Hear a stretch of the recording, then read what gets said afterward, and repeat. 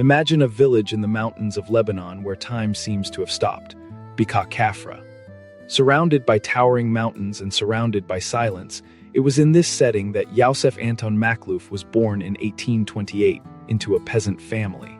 From an early age, Yusuf showed a penchant for the spiritual life, standing out among other children for his dedication to prayer. Yusuf's childhood was marked by hard work and hardships. At the age of 3, he lost his father, which helped to forge his character and strengthen his bond with God.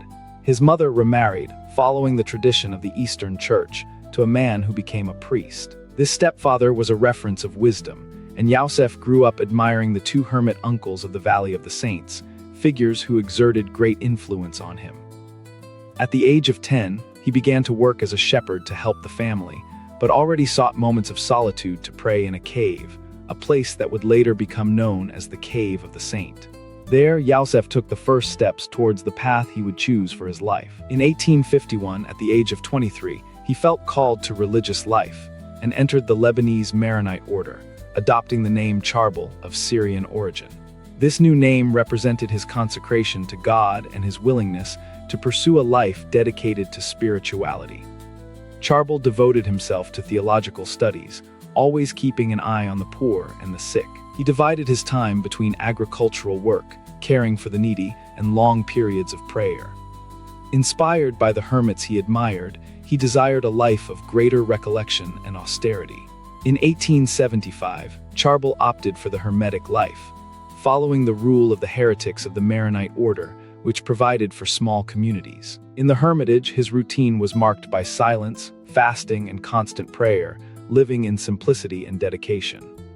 On December 16, 1898, Charbel began the celebration of the Holy Mass. However, while reciting the prayer, "Father of Truth, here is your son, the victim of your favor. Accept him," he was attacked by paralysis and began to agonize without ceasing to pray. Even in the last moments, she refused any special food, remaining faithful to her way of life. After her death, reports of extraordinary phenomena began to emerge around her tomb, such as lights at night and the preservation of her body. Subsequent exhumations confirmed these facts, and there are records of cures attributed to her intercession. Recognizing his holiness, the Church beatified and later canonized him.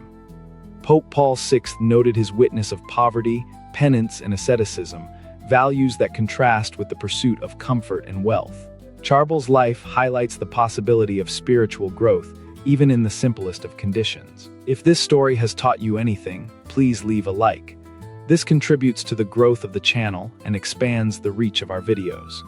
The legacy of St. Charbel Makhluf continues to motivate people around the world. May Charbel's example inspire our daily attitudes, encouraging us to cultivate compassion and look to others with generosity. St. Charbel, lover of poverty and prayer, intercede for our physical and spiritual needs. Subscribe to the Aurora Veritatis channel to hear more stories like this.